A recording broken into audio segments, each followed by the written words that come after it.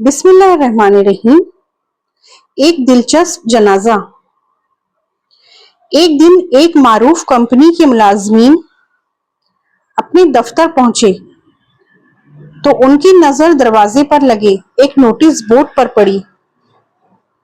اس میں لکھا تھا، کل رات وہ شخص جو کمپنی کی اور آپ کی بہتری اور ترقی میں رکاوٹ تھا، انتقال کر گیا ہے۔ آپ سب سے درخواست ہے کہ اس کی آخری رسومات اور جنازے کے لیے کانفرنس روم میں تشریف لے چلیں، جہاں اس کا مردہ جسم رکھا ہے۔ یہ پڑھتے ہی پہلے تو سب اداس ہو گئے کہ ان کا ایک ساتھی ہمیشہ کے لیے ان سے جدا ہو گیا ہے، لیکن چند ہی لمحوں بعد انہیں اس تجسس نے گھیر لیا کہ وہ کون سا شخص تھا جو ان کی اور کمپنی کی ترقی میں رکاوٹ تھا۔ اس شخص کو دیکھنے کے لیے سب تیزی سے کانفرنس روم کی جانب ہو لیے۔ کانفرنس روم میں ملازمین کا اتنا ہجوم ہو گیا کہ سیکورٹی گارڈز کو ان لوگوں کو کنٹرول کرنے کے لیے خصوصی ہدایت جاری کرنا پڑا۔ لوگوں کا ہجوم تھا کہ قابو سے باہر ہوا جا رہا تھا۔ ہر شخص یہ سوچ رہا تھا کہ سامنے پڑی چادر کے نیچے وہ کون سا شخص ملفوف ہے جو میری کارکردگی اور ترقی کی راہ میں رکاوٹ تھا۔ تجسس تھا کہ بڑھتا ہی چلا جا رہا تھا۔ آخر کمپنی کے مالک نے ملازمین سے کہا کہ وہ ایک ایک کر کے آگے جا سکتے ہیں اور کفن پوش کا دیدار کر سکتے ہیں۔ ایک ایک کر کے سبھی ملازمین کفن کے قریب آتے گئے، کفن کی چادر اٹھاتے اور جو ہی وہ اس میں جھانکتے تو دنگ رہ جاتے۔ ان کی زبان گویا تالو سے چپک کر رہ جاتی۔ ایک ایک کر کے وہ سب کفن کے گرد جمع ہو گئے اور سب کے سب گویا سکتے میں تھے۔ یوں معلوم ہوتا تھا جیسے کسی نے ان کے دل پر گہری ضرب لگائی ہو۔ دراصل کفن میں ایک آئینہ رکھا ہوا تھا۔ جو بھی کفن کے اندر جھانکتا وہ اپنے آپ کو دیکھتا۔ آئینے کے کونے پہ کچھ لکھا ہوا تھا، دنیا میں صرف ایک شخص ہے جو آپ کی صلاحیتوں کو محدود کر سکتا ہے یا آپ کی ترقی کی راہ میں رکاوٹ بن سکتا ہے، اور وہ شخص خود آپ ہیں۔ آپ کی زندگی میں تبدیلی، آپ کے تبدیل ہونے سے، آپ کے دوست احباب کے تبدیل ہونے سے، آپ کی فیملی کے تبدیل ہونے سے، آپ کی کمپنی کے تبدیل ہونے سے، آپ کی رہائش کے تبدیل ہونے سے یا آپ کے معیار زندگی کے تبدیل ہونے سے نہیں آتی۔ آپ کی زندگی میں اگر تبدیلی آتی ہے تو صرف اس وقت جب آپ اپنی صلاحیتوں پر اعتبار کرنا شروع کر دیتے ہیں، ناممکن کو ممکن اور مشکلات کو چیلنج سمجھنے لگتے ہیں۔ اپنا تجزیہ کریں، اپنے آپ کو آزمائیں، مشکلات، نقصانات اور ناممکنات سے گھبرانا چھوڑ دیں۔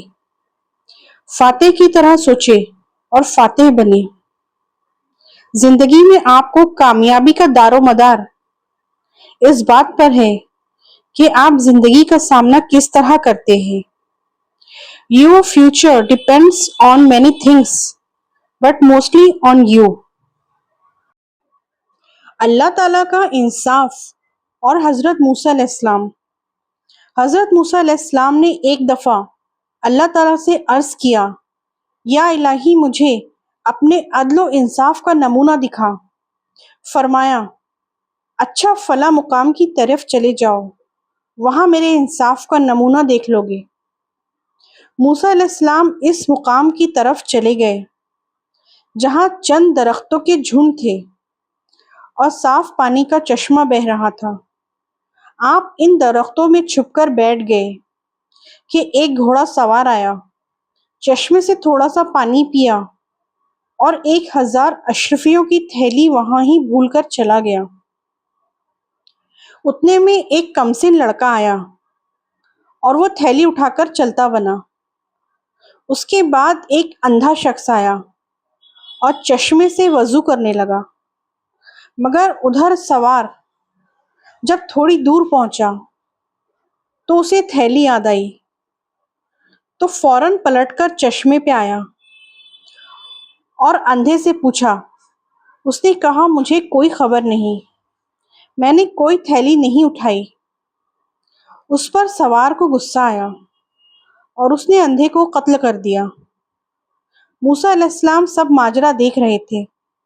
اللہ نے وحی بھیجی کہ موسیٰ، تعجب کی کوئی بات نہیں، کمسن لڑکے نے اپنا حصہ پا لیا، کیونکہ گھوڑے سوار نے اس لڑکے کے باپ سے 1000 اشرفیاں ظلماً چھینی تھی، اور اندھے نے سوار کے باپ کو ناحق قتل کر ڈالا تھا، تو ہر ایک حقدار کو حق مل گیا۔ سبحان اللہ۔ اللہ تعالیٰ کی طرف سے پردہ پوشی۔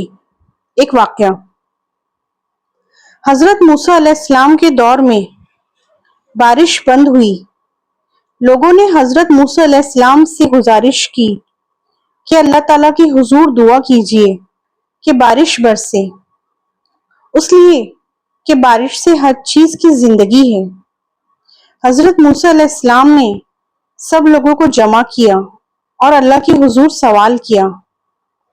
اللہ تعالیٰ نے فرمایا، موسیٰ، اس وقت تک بارش نہیں ہوگی جب تک آپ اپنی اس مجلس سے اس آدمی کو نہیں نکالیں گے جو 40 سال سے ایک گناہ میں مصروف و مشغول ہے۔ حضرت موسیٰ علیہ السلام نے اعلان کیا کہ 40 سالہ گناہگار جب تک مجلس نہیں چھوڑے گا اس وقت تک بارش نہیں ہوگی۔ وہ بندہ سوچنے لگا کہ اگر اب اٹھتا ہوں تو لوگوں کی انگلیاں میرے طرف اٹھیں گی کہ یہ 40 سالہ گناہگار ہے، اور اگر نہیں اٹھتا تو بارش نہیں ہوتی۔ عجیب کشمکش میں تھا۔ اللہ تعالیٰ سے دل ہی دل میں صلح کر دیتا ہے اور توبہ کر دیتا ہے کہ یا اللہ، 40 سال تک آپ نے میرے گناہ پر پردہ ڈالا، آج بھی آپ میرے گناہ پر پردہ ڈال دیں۔ تھوڑی دیر گزر گئی، مجلس سے کوئی آدمی اٹھا نہیں، لیکن بارش شروع ہو گئی۔ حضرت موسیٰ علیہ السلام نے اللہ تعالیٰ سے عرض کی، یا اللہ، یہ کیا ماجرا ہے؟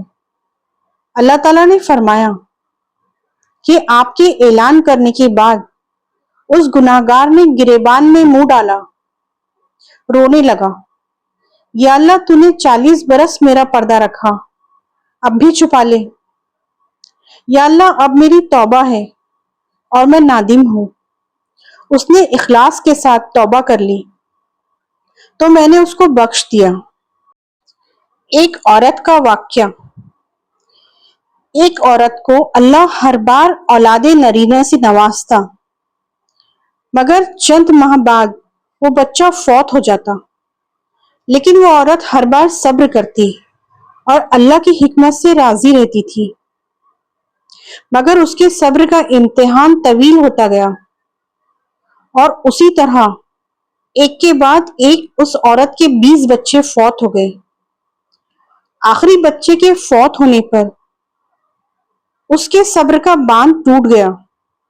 وہ آدھی رات کو زندہ لاش کی طرح اٹھی اور اپنے خالق حقیقی کے سامنے سر سجدے میں رکھ کر خوب روئی اور اپنا غم بیان کرتے ہوئے کہا، اے کون و مکان کے مالک، تیری اس گناہگار بندی سے کیا تفصیل ہوئی کہ سال میں 9 مہینے خون جگر دے کر اس بچے کی تکلیف اٹھاتی ہوں، اور جب امید کا درخت پھل لاتا ہے تو صرف چند ماہ اس کی بہار دیکھنا نصیب ہوتا ہے۔ آئے دن میرا دل غم کے ہول کا شکار رہتا ہے کہ میرا بچہ چڑھے گا کہ بھی نہیں۔ اے دکھی دلوں کے بھیگ جاننے والے، مجھ بے نوا پر अपना लुत्फ व करम फरमा दे। रोते रोते उसे ऊंग आ गई। ख्वाब में एक शगुफ्ता पुरबहार बाग देखा जिसमें वो सैर कर रही थी कि सोने चांदी की ईंटों से बना एक महल नजर आया जिसके ऊपर उस औरत का नाम लिखा हुआ था। बागात और तजल्लियात देखकर वो औरत खुशी से बेखुद हो गई। महल के अंदर जाकर देखा तो उसमें हर तरह की नेमतें मौजूद थी और उसके तमाम बच्चे भी उस महल में मौजूद थे जो उसे वहां देखकर खुशी से झूम उठे थे। फिर उस औरत ने एक गैबी आवाज सुनी कि तूने अपने बच्चों के मरने पर जो सब्र किया था ये उस सब्र का अज्र है। खुशी के इस लहर से उसकी आंख खुल गई। जब वो ख्वाब से बेदार हुई तो उसका सारा मलाल जाता रहा और उसने भीगी हुई आंखों से अर्ज किया, या इलाही, अब अगर तू इससे भी ज्यादा मेरा खून बहा दे तो मैं राजी हूं।